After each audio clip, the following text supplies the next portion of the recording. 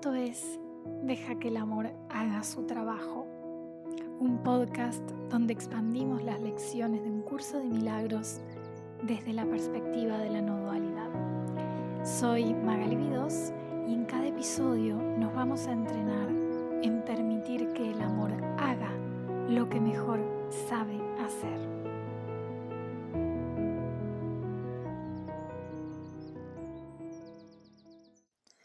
Buenos días, familia hermosas. Estoy muy contenta.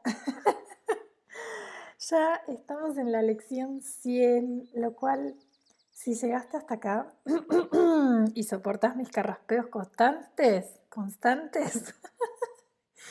es un gran momento para celebrar.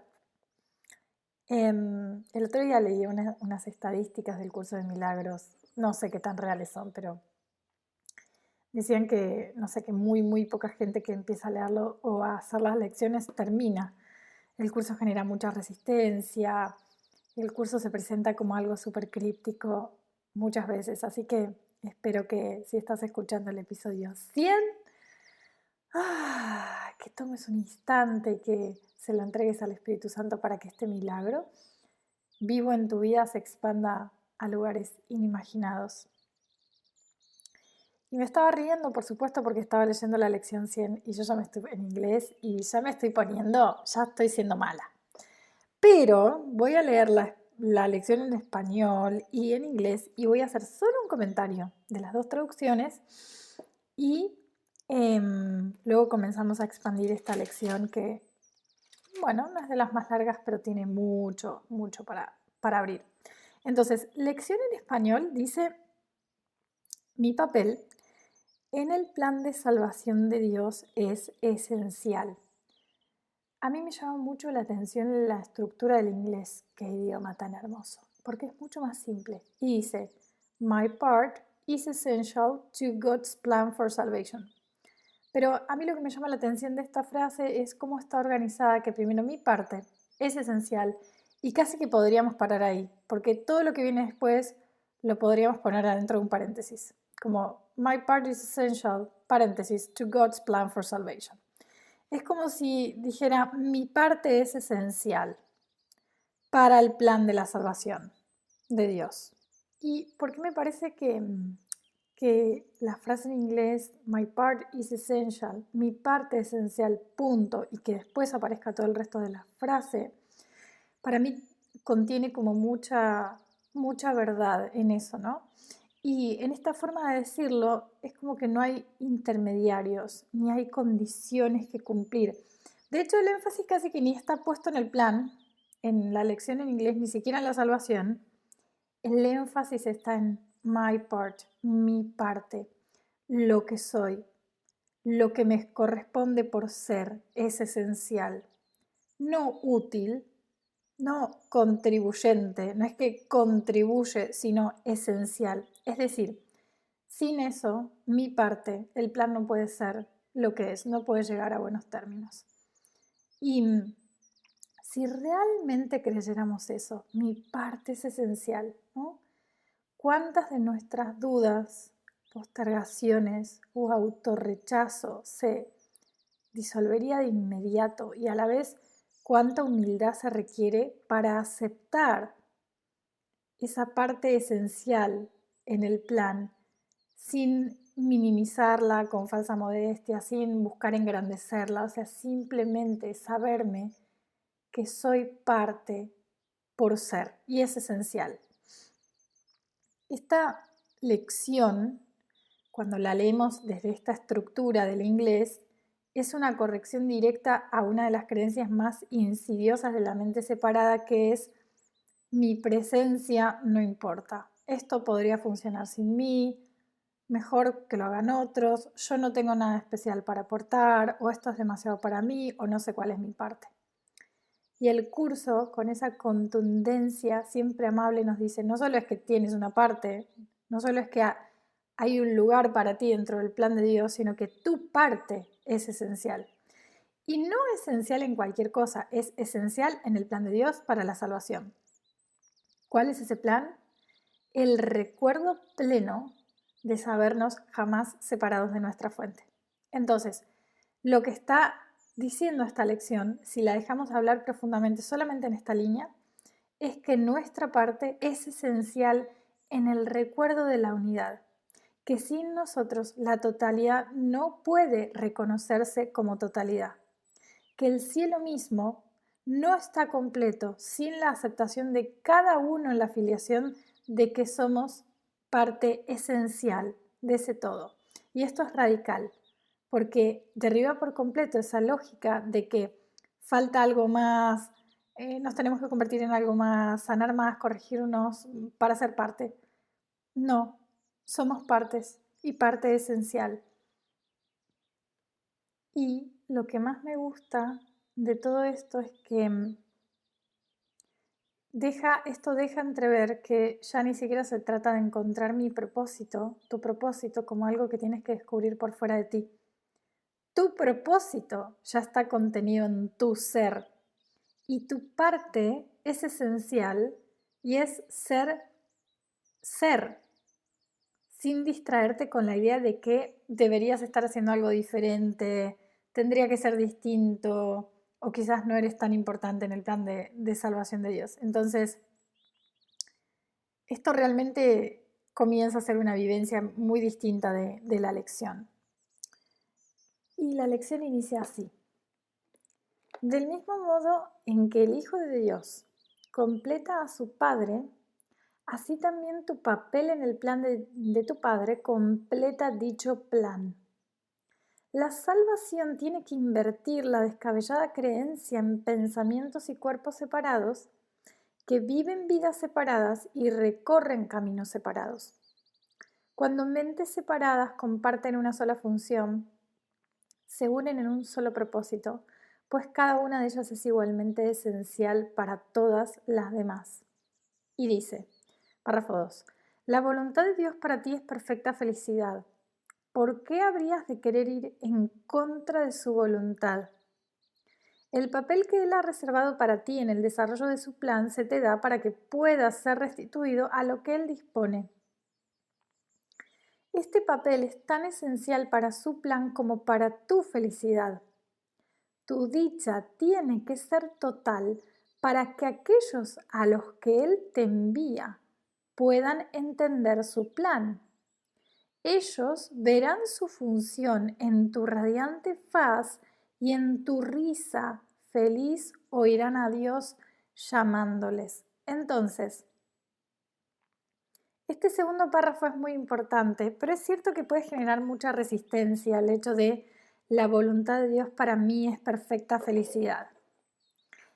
Ya lo habíamos revisado en alguna lección, pero recordemos que podemos hacer como este intercambio de palabras si todavía siento que esta palabra me queda demasiado grande y que en mi experiencia sí estoy, atravesando una situación que no parezca de perfecta felicidad bajo ningún punto de vista.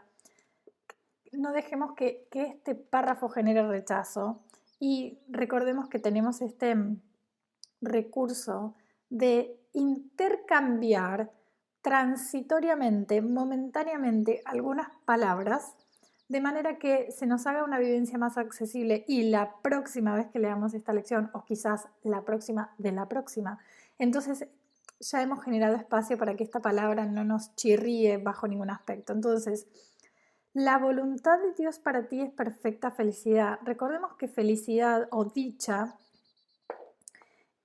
si volvemos vamos a llamarle a la fórmula Satchitananda, dicha es parte esencial del ser, la dicha de ser. Ahora, esa dicha es revelada en la conciencia cuando a la conciencia se le restituye conciencia de ser. Hasta ese momento soy, pero no tengo conciencia de que soy y por tanto esa dicha siempre estable, omnipresente, incondicional, no aparece en la conciencia como tal. Entonces, podemos usar otras palabras. La voluntad de Dios para mí es perfecta presencia. Por ejemplo, entonces, puedo empezar a vivenciar el hecho de que yo soy siempre presente. siempre presente. No puedo experimentar algo que no lo experimente en yo soy. Creemos que sí, pero si empezamos a confiar en nuestra experiencia directa, nos vamos a dar cuenta de que no podemos experimentar nada por fuera de nosotros mismos, porque no existe nada fuera de yo soy. Luego también podríamos probar: la voluntad de Dios para mí es perfecto ser. En este experimento de si yo te pregunto si eres y tú me respondes sí, el plan de Dios y la voluntad de Dios para mí es perfecto ser, 100% ser. No falta ser en ese reconocimiento y hacia dónde apunta. La voluntad de Dios para mí es perfecto ser. La voluntad de Dios para mí es perfecto ser presente. Por ejemplo, tanto puedo reconocer el atributo de la presencia o puedo reconocer el atributo de siempre ser presente. No puedo experimentarme en algo que no sea presente. Y luego también podríamos usar: la voluntad de Dios para ti es perfecta conciencia. La conciencia es plena, es esta luz de la que habla el curso, es siempre plena. Nunca soy 10% consciente. Soy consciente de ser al 100%. Sé que soy al 100%. Entonces, vamos a volver al inicio del párrafo 1 y vamos a desgranar estos dos párrafos porque ahí toma mayor sentido.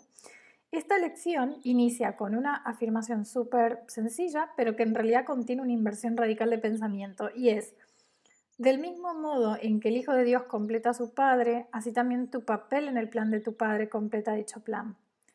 Es decir, esta línea no está describiendo un orden jerárquico ni una secuencia causal. Está desarmando desde dentro la noción de que Dios está completo sin nosotros.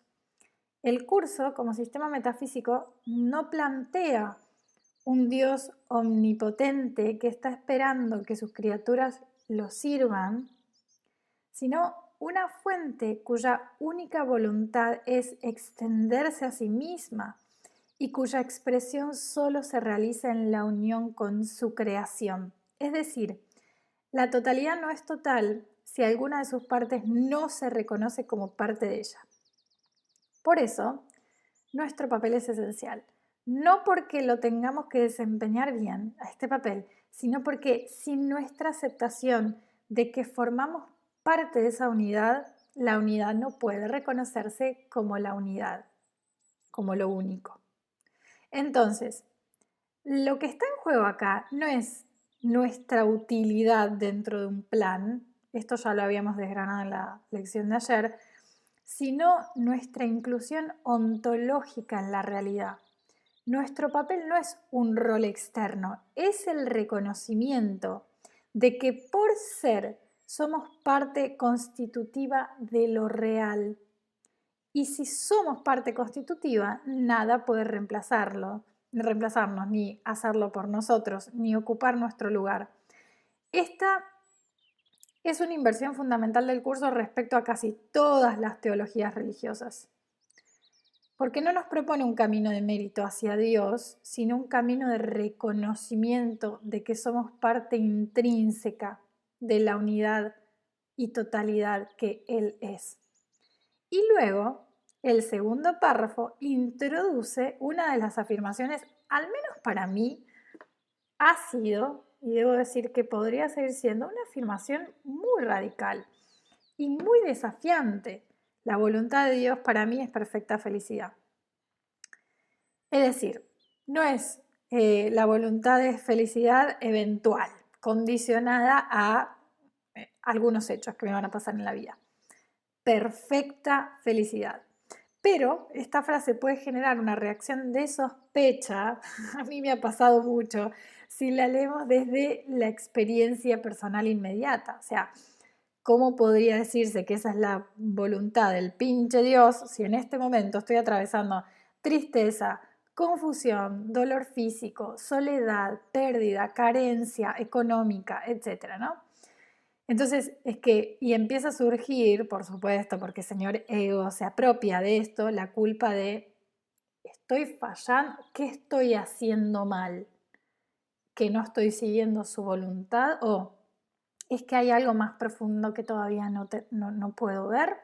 Y entonces ahí es donde entra como ese pequeño movimiento interno del lenguaje que vamos haciendo que nos acerca a la vivencia. Y hacemos esta sustitución de la palabra felicidad por otra que, sin traicionar como el hilo de esta enseñanza, nos permita habitar esta lección. Presencia, ser, conciencia son puertas de entrada a esa misma experiencia, pero sin la carga emocional o conceptual que a veces trae la palabra felicidad. Porque no estamos hablando de un estado eufórico, todo me sale bien de repente, ni de una emoción positiva sostenida. El curso no promete placer a nivel del cuerpo, promete restitución.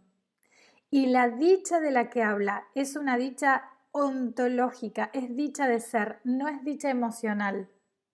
Entonces, cuando decimos la voluntad de Dios para mí es perfecta presencia, por ejemplo, estamos reconociendo que eso que somos y que me es extendido por mi Padre nunca deja de ser. No deja de ser en mi experiencia, siempre es. No hay una sola experiencia que ocurra fuera de esto que soy.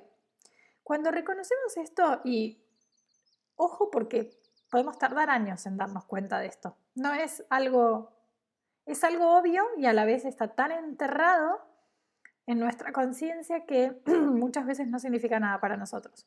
Pero cuando reconocemos esto, se produce como un pequeño quiebre en el guión habitual del pensamiento, porque dejamos de buscar la experiencia fuera y empezamos a ver que todo ocurre en y como la presencia consciente que soy. En esa conciencia presente plena, autoevidente, indivisible, eso es lo que el curso llama felicidad. No porque se sienta bien, sino porque es la única experiencia libre de conflicto, de resistencia y de la idea de separación. Es felicidad porque es una. Entonces, cuando la lección dice que tu parte es esencial y que el plan de Dios tiene como voluntad tu felicidad perfecta, lo que está planteando no es una ecuación que dependa de nuestro esfuerzo, sino de nuestra apertura a reconocer lo que siempre es en nosotros. La felicidad perfecta no es el resultado de haber hecho bien nuestra parte, es el reflejo de que al reconocer que soy parte esencial nos reconocemos dentro de esta totalidad y nos es restituida la conciencia de la totalidad. Entonces, lo que la lección expone es una invitación a dejar de sostener la idea de estar separados. Por eso dice, cuando mentes separadas comparten una sola función, se unen en un solo propósito. Pero eso no es algo que se construye, es algo que se empieza a evidenciar. Por eso nuestra función es recordar. Y ese recuerdo es la salvación. Y luego dice, tu dicha, esta parte me encanta porque dice, el papel que Él ha reservado para ti en el desarrollo de su plan se te da para que puedas ser restituido a lo que Él dispone. Este papel es tan esencial para su plan como para tu felicidad. Tu dicha tiene que ser total para que aquellos a los que Él te envía puedan entender su plan. Ellos verán su función en tu radiante faz y en tu risa feliz oirán a Dios llamándoles. Es decir, a algún nivel, a un cierto nivel, este cuerpo que en principio es una creación, me voy a tomar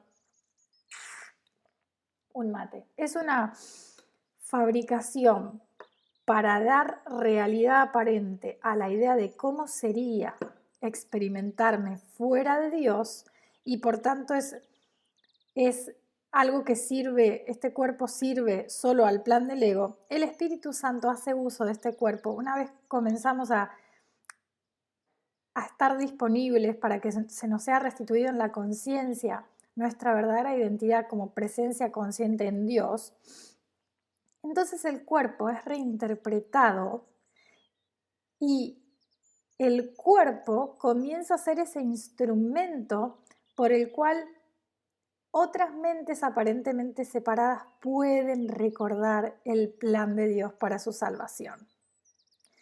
Cuando la mente todavía está muy identificada con el cuerpo, no puede recibir algo que no sea de otro cuerpo porque le infundiría demasiado temor. Entonces el Espíritu Santo resignifica el cuerpo y a través de nuestro cuerpo expresa nuestra dicha de ser, y eso es lo que le muestra a otros, lo que rememora en otros la llamada de Dios a cumplir este plan. Y esto me parece muy interesante, ni siquiera sé cómo explicarlo bien, es que podemos observar como que es un plan muy distinto al plan del ego. El plan del ego está continuamente en amenaza, ¿no? Porque quiere ser un cuerpo y por tanto está todo el tiempo amenazado por el otro, por otros cuerpos, otras personas, pero también lo que sea que esté por fuera, ¿no? El mundo, los microplásticos volando en el aire, cualquier cosa, todo lo amenaza. Y cree, su plan para la salvación dice, por ejemplo, en relación a otro, que si tú cambias, yo voy a estar en paz. El ego siempre enseña paz desde el conflicto. Esto está muy enquistado y es bastante difícil verlo con lucidez. Como en un nivel estoy enseñando paz y te estoy diciendo, porque cuando tengamos la casa ordenada, yo puedo estar tranquila, pero te lo estoy diciendo desde el conflicto. Por tanto, lo que te estoy enseñando es conflicto y separación. Se me viene este ejemplo de las madres cuando el niño está chillando y lo que hacen es gritar, te pido que te calles y que te tranquilices, y en realidad lo que está enseñando no es tranquilidad ni silencio interno, está enseñando estamos en caos. Y ese es el plan del ego para la salvación. Esto en las sesiones cuando trabajamos en una vuelta al sol o en sesiones sueltas, pero más que nada en una vuelta al sol, llega a ser tan claro cómo es que parece que yo estoy enseñando paz, incluso a mí misma, y en realidad por debajo estoy enseñando desesperación, me siento amenazada, estoy en peligro, etc., ¿no? Parece que estoy enseñando estamos a salvo y por debajo estoy enseñando estamos en peligro, etc., como que este binomio constante. Es como si el ego enseñara en sus subterfugios y nunca es muy claro qué es lo que le está mostrando y enseñando a otros y a nosotros mismos. Pero el plan de Dios para la salvación muestra a través de la dicha, se muestra a través de la dicha, enseña a través de la dicha. Y esto es muy interesante. ¿En qué sentido es muy interesante? Es como cuando nuestros padres, voy a dar un ejemplo, no para que nuestros padres se sientan mal, porque nosotros hacemos lo mismo, pero porque es muy gráfico. Nos dicen, vos para hacerte una vida, para estar tranquilo, vos tenés que estudiar, después no sé qué y después no sé cuánto. Y ellos no están tranquilos. Siguieron esa fórmula y no están tranquilos. Ese es el plan del ego para la salvación. El plan de Dios para la salvación es un padre absolutamente dichoso que te dice, cariño, ve y juega. Haz lo que te apetezca. O sea, no haz lo que te apetezca de sal y drógate, sino sal a explorar, explora, confía, explora el mundo. Y luego, fíjate qué pasa, ¿no? Son como dos modelos de enseñanza muy distintos, como un padre que nos está dando una fórmula de seguridad que ni a él le sirve, porque luego cierra toda la casa con múltiples llaves porque tiene miedo, pero nos está diciendo que ese plan de tener la casa propia funciona para darnos seguridad, y luego un padre que tiene dicha en sí mismo, que disfruta de su propia presencia, que está tranquilo, y desde ahí no nos impone ninguna fórmula. Entonces, esto que estoy abriendo para mí es muy revelador, porque este contraste, ¿no?, de plan de Dios para la salvación y plan del ego, y me parece que es una sección que silenciosamente, porque no es muy obvio que esté explicando esto, pero desmonta nuestros patrones más arraigados de enseñanza y autoridad. Es decir, el curso no se detiene como en declaraciones súper abstractas, si lo podemos ver con esta lupa, sino que nos está mostrando con mucha precisión cómo operan creencias que son súper invisibles. Y en este caso, pone el foco en cómo enseñamos y en qué estamos enseñando realmente con cada gesto, cada reacción, con cada estado interno sostenido. Cuando el curso dice que tu dicha tiene que ser total para que aquellos a los que él te envía puedan entender su plan, no está hablando de una dicha, digamos, performática, ¿no? Ni un estado emocional que tengamos que fabricar para inspirar a otros. Tengo que inspirar a otros. Está hablando de una dicha ontológica, aquella que emerge naturalmente cuando dejas de interferir con el hecho de que eres. Y aquí ocurre un giro radical, porque lo que se nos dice es que el cuerpo, como decía antes, este instrumento que parecía el símbolo más claro de nuestra separación, de nuestra fragilidad y de nuestra escisión con Dios, el cuerpo puede volverse una herramienta de restitución si está al servicio de esa dicha. Pero para eso el cuerpo no puede ser ni exaltado ni atacado, sino que tiene que ser resignificado. El Espíritu Santo no niega la percepción del cuerpo, la redime y lo hace usándolo como canal de enseñanza, no a través del discurso, sino de esa dicha que emana de una mente que ya no se percibe separada, ¿no? Y que el cuerpo recibe esa dicha.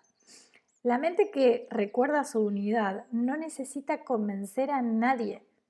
De hecho, hay uno de los maestros más renombrados de la no dualidad que se llama Ramana y que dice, él siempre dice que su enseñanza era el silencio, él simplemente estaba en silencio, en comunión perfecta y no necesitaba explicarle nada a nadie, la gente se sentaba al lado de él y ese silencio ya deshacía un montón de carga mental, ¿no? Entonces, la mente que recuerda, que se recuerda en su unidad, no necesita convencer a nadie. Su sola presencia, la manera en que habita, en que observa, en que ríe, enseña. Y enseña justamente porque ya no busca enseñar nada. Lo que comunica no es un concepto, sino es, vamos a llamarle como una frecuencia, un código de sosiego, de descanso en la verdad. Y entonces esto, por supuesto, contrasta brutalmente con el plan del ego que siempre promete paz, desde la premisa de que primero hay que corregir algo. Siempre hay un obstáculo que se interpone, que es el otro, la economía, lo que sea, ¿no? Y entonces, sin darnos cuenta, lo que estamos enseñando es que la paz es condicional. Enseñamos paz desde el conflicto. Gritamos, porque voy a estar en calma, pero lo gritamos. Organizamos la casa para tener armonía, pero lo hacemos desde la tensión. Corregimos al otro para que nos respete, pero lo hacemos desde la lucha. Esto es pedagogía del ego pura. Contradicción constante entre lo que decimos y lo que sostenemos como algo asumido de fondo. Es una enseñanza que no se puede sostener en sí misma y por eso cuando a veces intentamos empezar ¿cómo decirle? Como a compartir el curso, todavía lo hacemos desde este lugar y entonces el otro no lo recibe bien, nunca.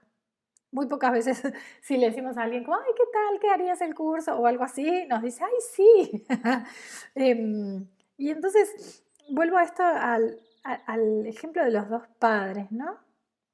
Como nuestros padres nos transmiten recetas de salvación que ni ellos mismos pueden habitar y eso genera mucha sospecha porque nos dicen que, por ejemplo, la seguridad está en el estudio, en tener una casa propia, bla, pero viven en un estado de alerta permanente. Entonces, esto no es malicia, es ignorancia profunda.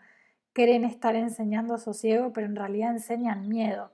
Creen estar asegurando el futuro, pero enseñan que el presente no es suficiente. Entonces, la frase de ellos verán su función en tu radiante faz y en tu risa feliz, oirán a Dios llamándoles, no es una metáfora, es una afirmación metafísica sobre cómo opera la conciencia. Cuando alguien se reconoce en el ser, no como un concepto, sino como vivencia directa, su sola presencia desactiva el sistema de amenaza del otro. La mente separada solo puede abrirse cuando percibe que hay un espacio donde no se la va a atacar. Y eso solo lo encuentra en una mente que ya no cree en la amenaza. Entonces, la dicha que enseña el plan de Dios no tiene que ver con tenerlo todo resuelto, tiene que ver con haber soltado la idea de que falta algo. Por eso enseña, porque es coherente, porque no hay fractura, es íntegra, no hay fractura entre lo que sostiene, lo que expresa y lo que transmite. Esa coherencia es el verdadero lenguaje del espíritu. Y eso es lo que activa el recuerdo en otros. No es una fórmula ni una doctrina que yo tengo que estar enseñando. Es la integridad de quien descansa en la verdad. Y acá se revela como un contraste todavía más potente, ¿no? Que el ego enseña fórmulas que nadie puede evitar. Y Dios enseña dicha que no necesita justificarse. Uno impone caminos para llegar, el otro invita desde la paz. Un plan busca resolver y el otro ya reconoce que nada falta en este instante. Y entonces esta es la diferencia crucial entre plan para la salvación y estrategia de supervivencia. Y vamos a seguir porque esta lección viene larga. Dice, eres ciertamente esencial en el plan de Dios. Sin tu dicha, la suya no es total. Sin tu sonrisa, el mundo no se puede salvar. Mientras la tristeza se abata sobre ti, la luz que el propio Dios designó como el medio para salvar al mundo se atenúa y pierde su fulgor. Y nadie ríe porque toda risa no es sino el eco de la tuya. Fíjate qué papel tan importante le da a la risa en esta lección. Creo que no la había mencionado con tanto ímpetu en las lecciones anteriores. Justamente, el otro día en mi grupo de amigas charlábamos de algo y una de ellas está tomando una vuelta al sol conmigo y nos estaba contando una situación donde realmente ella podía ver, porque aparte la forma en que lo contó es que una situación donde antes hubiera habido mucha solemnidad y seriedad y estar compungida, de repente había aparecido el humor y la tranquilidad, ¿no? Entonces acá me parece súper interesante que en un solo párrafo nos hable tanto de la dicha, sin tu sonrisa, en tu tristeza la luz que el propio Dios designó como el medio para salvar el mundo se atenúa y nadie ríe porque toda risa no es sino el eco de la tuya. Y este párrafo además encierra como una pequeña piedra preciosa. Tiene como una forma muy suave de decir lo más radical que podría decirse y es que si no estamos atentos lo podemos leer como algo dulcificado, como que ahora sal y ríete, comparte tu alegría, ¿no? Y esto es dulcificado y no como lo que es una afirmación filosófica total sobre la estructura de la realidad compartida. No está diciendo que simplemente que tu alegría se contagia, está diciendo que tu alegría es la condición misma de la alegría de todos los demás. Y eso no es una metáfora, es una declaración sobre cómo opera la mente una vez reconocida su unicidad. Cuando dice, sin tu dicha, la suya no es total, está poniendo en evidencia que la mente separada no puede salvarse sola. Pero no porque le falte algo, sino porque niega su unidad, su interdependencia esencial. La salvación no es un logro individual. El despertar de uno es inseparable del despertar de todos, porque no hay todos. Aparentemente somos todos, pero somos uno. Por eso, si la dicha de uno falta, todo el plan se siente incompleto. Y esto no es porque Dios necesite algo, sino porque el sueño de la separación solo se puede deshacer cuando se acepta que no hay partes prescindibles. Y es aquí donde la risa entra como símbolo mayor. La risa es la disolución espontánea del significado atribuido al miedo. Es lo que sucede cuando la mente por un instante deja de tomarse en serio a sí misma y se desinflama esta solemnidad que sostiene la ilusión. Por eso no es extraño que el curso elija la risa y no el mantra, por ejemplo, un mantra, ¿no? Repetido como signo de que el plan está en marcha.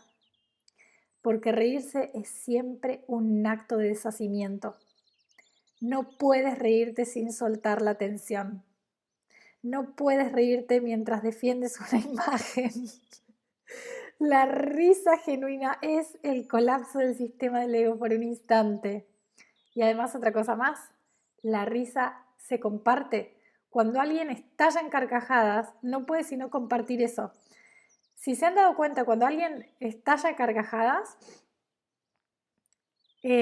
inunda la sala se contagian todos de la carcajada. Es algo, es como ¿cómo se llama esto? El estornudo, ¿no? Que estornuda uno y empiezan a estornudar todos. Entonces, cuando el curso dice toda risa no es sino el eco de la tuya, lo que está planteando es que el recuerdo de la verdad no se da por acumulación de esfuerzo, sino por resonancia. Nuestra ligereza, nuestro descanso, nuestra capacidad de reírnos de la ilusión sin negarla, es lo que abre en otros ese mismo movimiento de retorno. No porque tengan que imitarnos, sino porque se les vuelve accesible.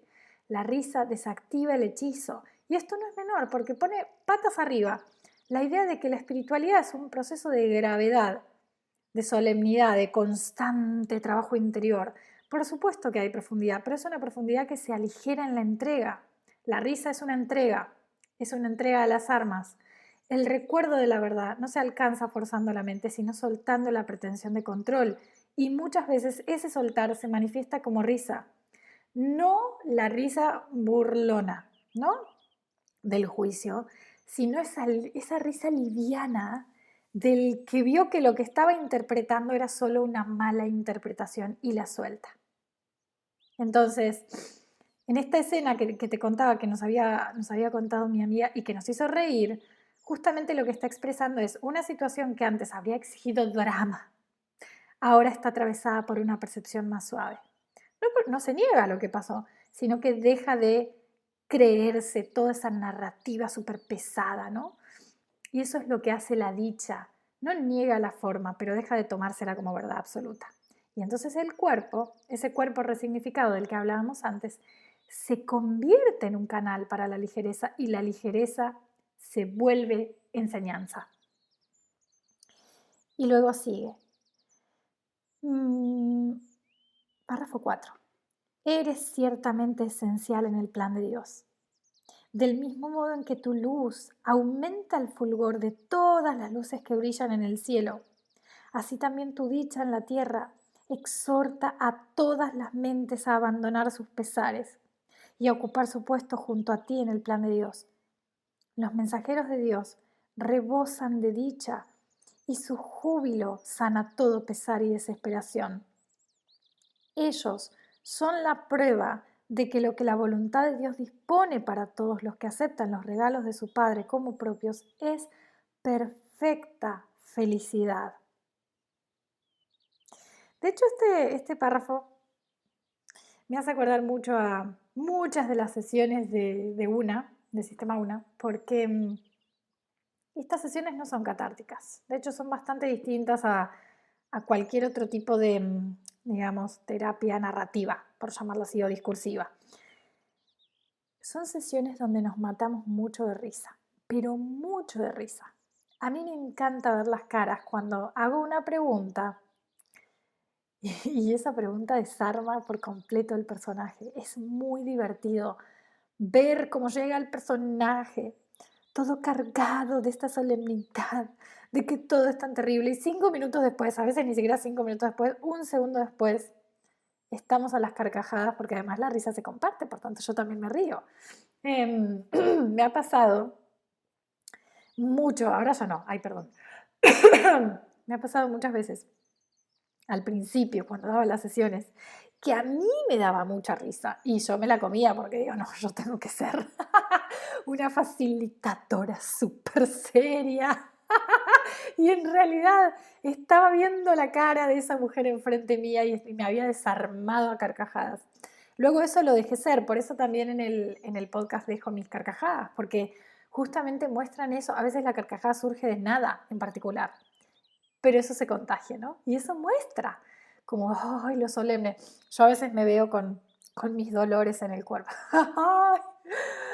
Yo soy tan desdichada que me duele la cintura. Todo esto deberíamos hacer stand-up. Bueno, no importa, seguimos. 5. Stand-up de desarme egoico. Hoy no permitiremos que la tristeza se abata sobre nosotros, pues en tal caso no estaríamos asumiendo el papel que tan esencial es para el plan de Dios y para nuestra visión. La tristeza es señal de que prefieres desempeñar otro papel en lugar del que Dios te ha encomendado. Y así no le muestras al mundo cuán grande es la felicidad que Él dispone para ti y por consiguiente no reconoces que ya dispones de ella. Es decir, ya dispongo de la felicidad porque el plan de Dios para la salvación es que yo tenga perfecta felicidad siempre, eternamente. Y al enseñar tristeza, no reconozco que ya dispongo de ella.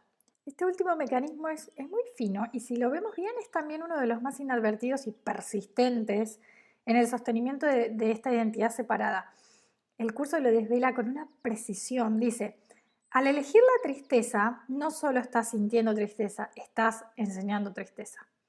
Y al enseñar tristeza, estás afirmando que no tienes acceso a lo que en realidad sí tienes acceso. Entonces, no es simplemente que nos sentimos mal, es que estamos haciendo un gesto activo de negación del regalo recibido. Esto es clave. La tristeza no es solo una emoción en el contexto metafísico del curso, es una señal de valor, de preferencia, de deseo, una elección sostenida en algún rincón de la mente de querer ocupar un papel distinto al que Dios te dio. ¿Y cuál es ese papel? Ser testigo viviente de la perfecta felicidad que ya se te ha otorgado, porque eres en Él. Por eso el curso no dice como, la tristeza es comprensible, la tristeza es parte del camino espiritual, ¿no? Sino que la nombra como señal de disociación de tu función. Cuando te sientes triste, cuando te sientes preocupado, cuando tienes cualquier tipo de disgusto, esta es una clave de discernimiento increíble. Lo único que eso significa es que estoy disociada de mi función. Y ese es un punto crucial, porque el ego ha construido un relato en el que la tristeza parece legítima, íntima, incuestionable, como una especie de derecho sagrado que ni siquiera se puede poner en duda. De hecho, si alguien viene con una tristeza y tú de repente no le haces caso a esa tristeza, no negándola, sino que porque estás riéndote a carcajadas de algo, se puede interpretar como una gran ofensa, ¿no? Pero el curso, sin atacar la tristeza, la expone como lo que es, una forma de enseñanza invertida. No solo estamos sintiendo algo, estamos enseñando que hay algo que falta, la felicidad. Estamos diciendo, con tu estado interno, el regalo de Dios no está presente en mí todavía, no lo he recibido, no lo tengo.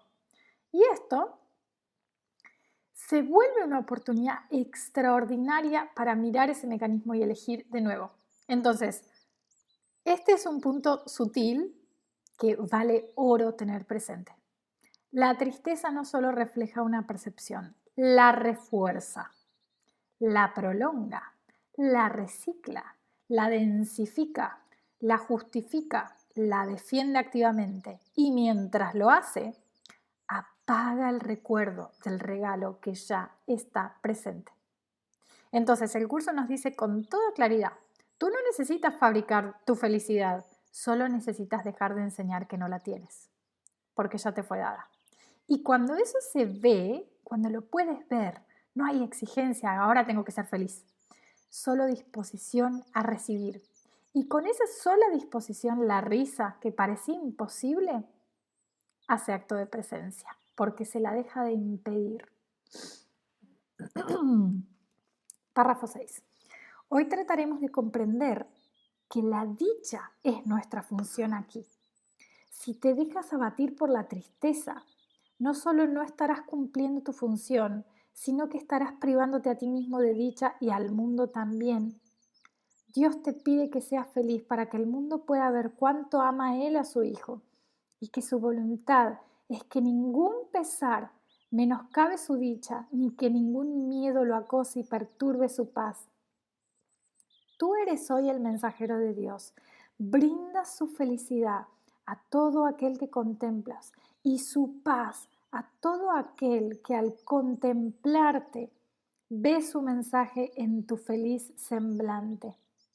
Hoy nos prepararemos para... Lo que pasa es que, claro, esta lección es una caca, curso. Perdón que lo diga así. Pero a mí me encanta sostener que soy una desdichada y que todo está siendo muy difícil en mi vida y que estos dolores... Yo siempre le digo a las chicas que trabajan conmigo que no por nada miramos novelas turcas y novelas venezolanas, que es todo drama. Hay algo muy atrapante, muy fascinante del drama. Razón por la cual en discusiones de pareja o de vínculos con mucha cercanía, cuando llegamos, esto ya lo había dicho antes, pero vale la pena como traer este ejemplo de nuevo, ¿no? Cuando llegamos a ese punto en el que ya sabemos que estamos discutiendo, yo no sé, traigan, vamos a hacer un ejercicio en vivo. Traigan a su mente una situación en la cual ya están discutiendo, pero ¿vieron cuando las discusiones se pasan de su punto? Y ya es cualquiera, empezamos a sacar cosas debajo de la alfombra que no tienen nada que ver. Por ejemplo, Exe y yo, la verdad es que no discutimos mucho, pero una vez al año, generalmente yo, inicio la batalla. Y me doy cuenta en un punto que estoy diciendo cosas que ya no tienen nada que ver, o sea, desde el 2015 empiezo a sacar cosas a la luz, y hay un punto en el que la mente dice como que ya puedo soltar esto, y hay otro punto que dice, ni en pedo suelto esto. Ahora mantengo las armas. Bueno, pero ya está, ¿no? Ya te empezás a reír en un punto. No. Tengo que mantener mi semblanza firme porque tengo que tener razón y voy a ganar. Es muy interesante que, bueno, no sé a qué venía esto, pero quería dar ese ejemplo en el sentido de que, ya recuperé el hilo, de que el drama es fucking atrapante. El drama es atrapante. Nos encanta. La dicha es muy simple. La dicha lo disuelve todo. Dicha sin sentido, sin objeto, quiero decir, ¿no? Como, no porque, bueno, ahora estoy ganando $10,000 al mes. No. Dicha sin objeto. Es tan inocente y lo otro es tan atrapante que casi que ni siquiera queremos poner un pie en la dicha sin objeto.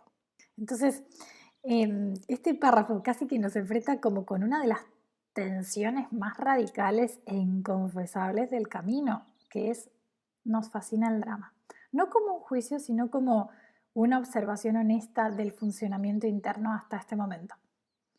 Porque no es que no sepamos que la dicha está disponible, es que en algún rincón de la mente, aquel rincón que dijo, voy a experimentar un mundo sin Dios, todavía creemos que el drama es muy interesante, que la tristeza tiene como profundidad, que el conflicto tiene capas que voy descubriendo y que la lucha es muy auténtica.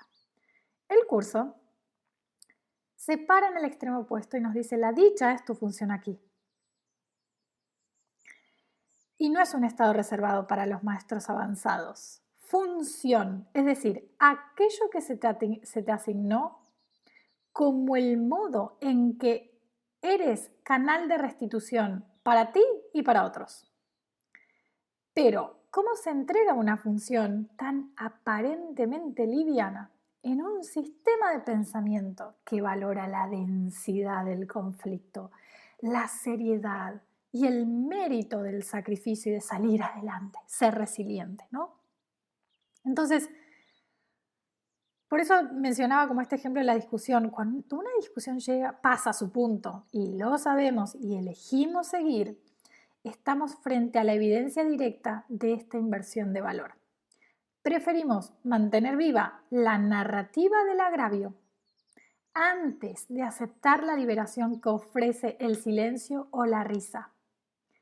El ego hay un punto en que ya no quiere resolver nada, quiere sostener la identidad herida. Quiere tener razón, incluso a costa de nuestra paz. Entonces, No hay escena más gráfica para entender cómo elegimos la no dicha sin darnos cuenta de que lo estamos haciendo que en esas discusiones. Y esto no es solo un comportamiento psicológico, es metafísica pura, porque la mente sabe, la mente sí, sabe que si sigue el plan del ego y suelta lo suficiente como para reírse, pierde. Todo el sistema se desmorona.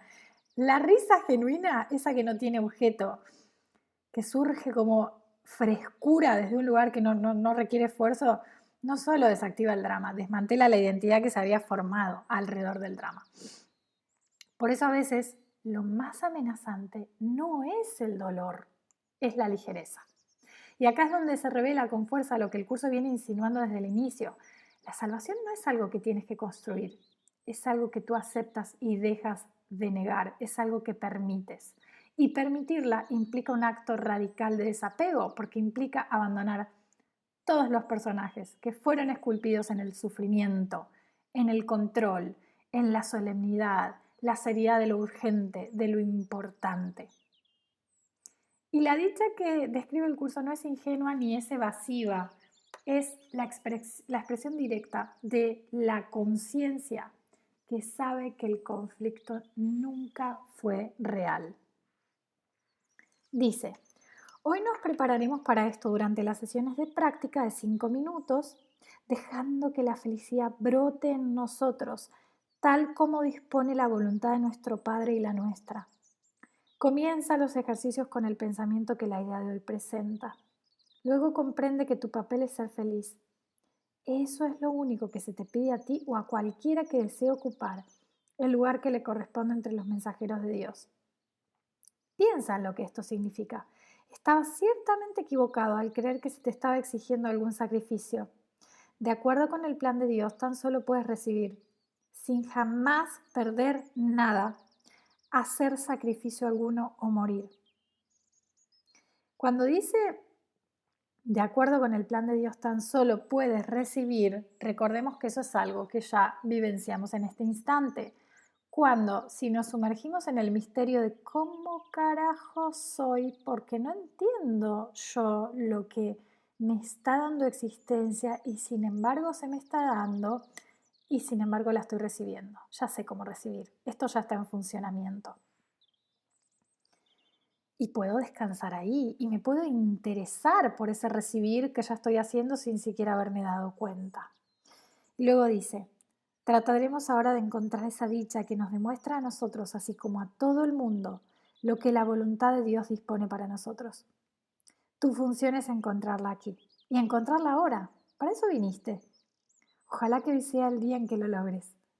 Busca en lo profundo de tu ser, sin dejarte desanimar por los pensamientos pueriles y metas absurdas que pasas de largo a medida que asciendes para encontrarte con el Cristo en ti. Él estará allí y tú puedes llegar a Él ahora. ¿Qué otra cosa preferirías contemplar en lugar de aquel que aguarda para que tú lo contemples? ¿Qué pensamiento pueril podría detenerte? ¿Qué meta absurda podría impedirte triunfar cuando es Dios mismo quien te llama? Él estará allí. Eres esencial en su plan. Hoy eres su mensajero y tienes que encontrar lo que Él quiere que des. No te olvides de la idea de hoy entre las sesiones de práctica de cada hora. Es tu ser quien te llama hoy. Y es a Él a quien respondes cada vez que te dices a ti mismo que eres esencial en el plan de Dios para la salvación del mundo. Voy a cerrar con 2 comentarios. A ver, tiro el primero y después veo si me acuerdo el segundo. Cuando dice deja que la felicidad brote, yo levanto la mano y digo, profe, no entiendo. No lo entiendo. ¿Cómo dejo que la felicidad brote? No entiendo lo que es que la felicidad brote. Esto es, por supuesto que no lo entendemos, porque estamos absolutamente entrenados en no dejar que la felicidad brote. Entonces, vamos a hacer un acto de disponibilidad para aquellos, como en mi caso, para los cuales dejar que la felicidad brote es como que si ahora me pidieran hablar en chino. Aunque estaba pensando esto, antes de este acto de disposición, recordemos que si vos que estás escuchando sentís que esto de que dejar que la dicha brote es hablar chino, recuerda que podemos intercambiar la palabra felicidad por otra. Y yo usaría presencia. Dejo que la presencia brote. Es decir, tomo conciencia de que soy presencia presente, observando, que observa. Presencia presente que observa. Desde ese lugar, ¿cómo es que eso es la felicidad que me está diciendo el curso? ¿Cómo es que esta presencia que presencia todo y que está presente para todo no es afectada por nada porque es condición previa de que todo exista en ella? ¿Cómo es descansar en ese lugar? Entonces podemos jugar con eso, con esa exploración y ahora sí hacer un acto de disposición. Entonces podríamos jugar con algo como Espíritu Santo, que se me permite estar dispuesta a darme cuenta de que la dicha de ser es natural en mí y que solo me he entrenado en negarla. Y lo segundo que quería decir, y con esto vamos a cerrar, es lo siguiente.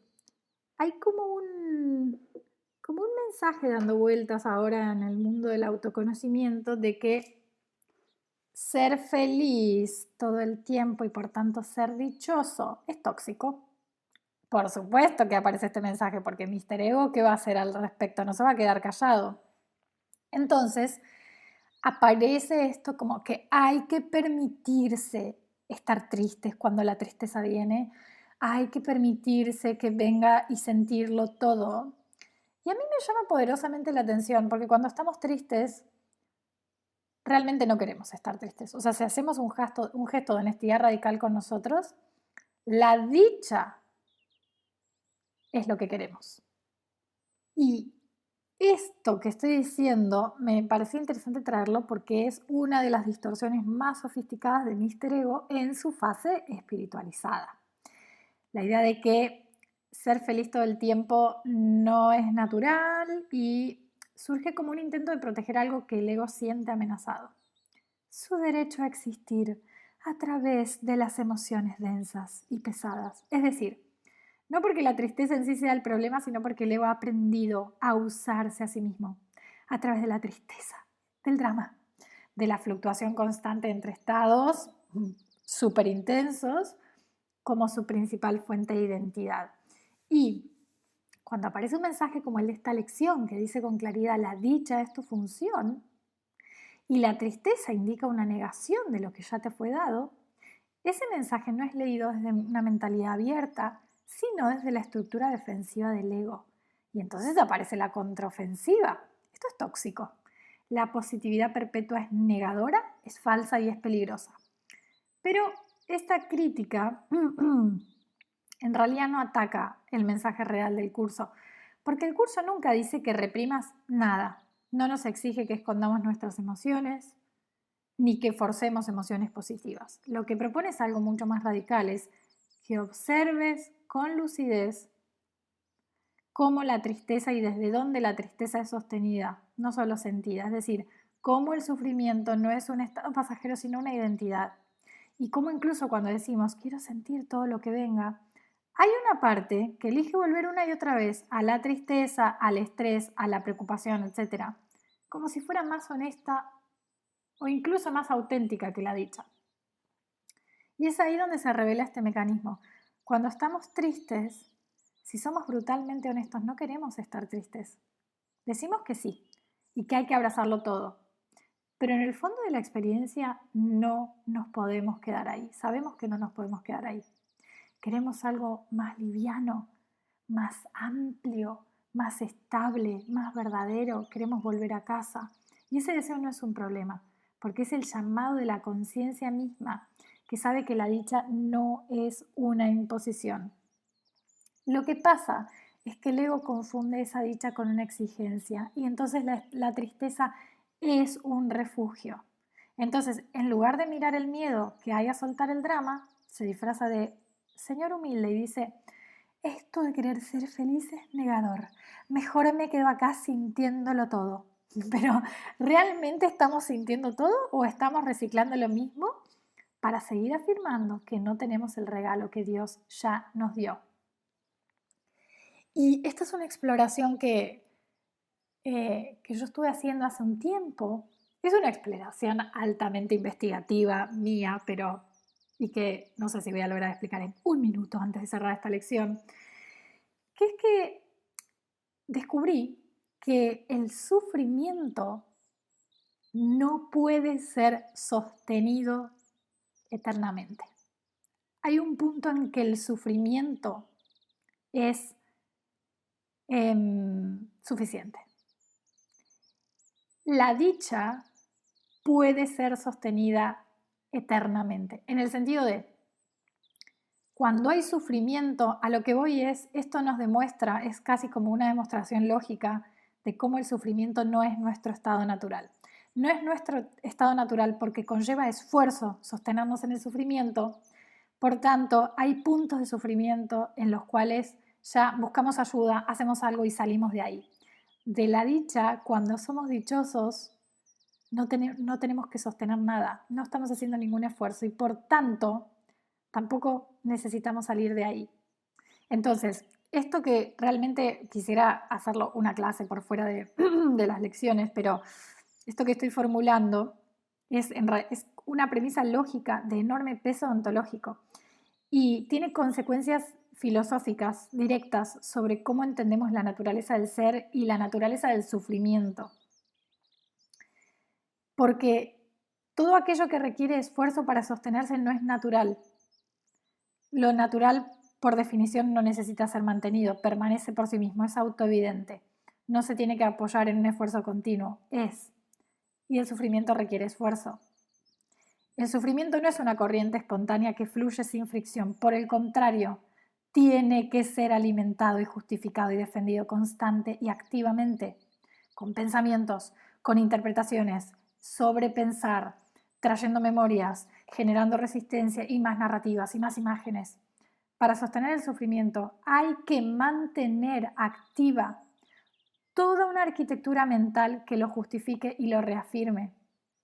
Por eso, cuando ese esfuerzo colapsa, porque ya no se puede sostener más y el sistema se agota, lo que aparece no es más sufrimiento, sino el deseo genuino de ayuda, de pedir alivio, de buscar la verdad. Por lo contrario, en el campito opuesto, la dicha no requiere esfuerzo. La dicha, en el sentido que propone el curso, no es excitación emocional, no es euforia, sino el estado básico del ser cuando no hay interferencia. Y cuando estamos en dicha no estamos sosteniendo nada. No hay tensión, no hay estrés, no hay cortisol, no hay defensas activas, no hay un relato que proteger y eso permite una continuidad no forzada. Podemos habitarla indefinidamente porque no nos exige nada. Entonces, de esto se desprende una conclusión y con esto cerramos, y es que el sufrimiento no puede ser eterno porque su propia estructura exige mantenimiento continuo y todo acto de mantener algo en pie agota. La dicha, en cambio, puede ser eterna porque no exige nada. Y eso se desprende que lo eterno solo puede estar hecho de lo que no requiere esfuerzo. Por tanto, lo eterno solo puede estar creado en la dicha. Y si eso es así, entonces la dicha es lo único que puede ser real en el sentido metafísico más estricto del curso de milagros. Entonces, esta investigación que estoy llevando a cabo no es como una observación experiencial y nada más, es realmente una afirmación ontológica. El sufrimiento al requerir esfuerzo, la tristeza al requerir esfuerzo, fíjate que cuando estamos tristes necesitamos activar y activar una y otra vez los pensamientos que dicen ¿por qué estamos tristes? Entonces, al requerir esfuerzo revela que su condición es ilusoria. Tiene principio y tiene fin, tiene causas y requiere combustible mental y de sensaciones. La dicha, al no requerir esfuerzo, revela su condición originaria. Es el fondo de todo, es la base, es aquello que queda cuando el sufrimiento es deshecho. Entonces, si alguien quisiera saber cuál es mi estado natural, cuál es su estado natural, no tiene que preguntarse cómo me siento habitualmente, sino qué experiencia no necesita mantenimiento en mí, no necesita ser sostenida. ¿Qué experiencia no necesita que yo la mantenga, que la piense o que la defienda? La respuesta a eso es la dicha, la respuesta a eso es el silencio, la respuesta a eso es el ser que me es dado y que no tengo que hacer absolutamente nada para recibir. Y por eso el curso dice, tu función es ser feliz, porque es la única función que no te separa de lo que por naturaleza ya eres. Esto fue Deja que el amor haga su trabajo. Gracias por permitirme acompañarte en este nuevo episodio, caminando junto a la sabiduría de un curso de milagros. Que cada instante te recuerde que el amor siempre está aquí, dispuesto a sanar todo aquello que nos aleja de lo que verdaderamente somos.